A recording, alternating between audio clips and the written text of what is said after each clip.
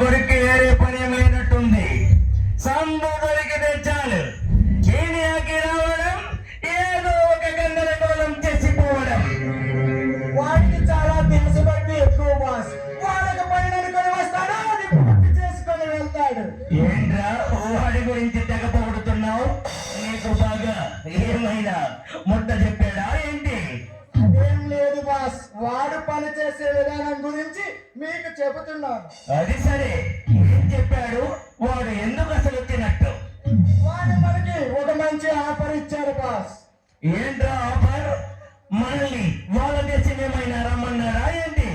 లేదు బాస్, వాడు వేసినట్టుగా మన దగ్గర పని చేయాలంట. వాడి పంద మనకి వేరే పని లేదనుకున్నాడా ఏంటి? నేను చెప్పేది పూర్తిగా వినండి బాస్. వాడికి కావలసిన బాంబులు, తుపాకీలు, ఆయుధాలు సప్లై చేస్తే వాడు మనకి కోట్ల కొద్ది డబ్బిస్తానన్నాడు. ఆఫర్ బాగానే ఉంది, కానీ ఆచరించడం కష్టం కదరా.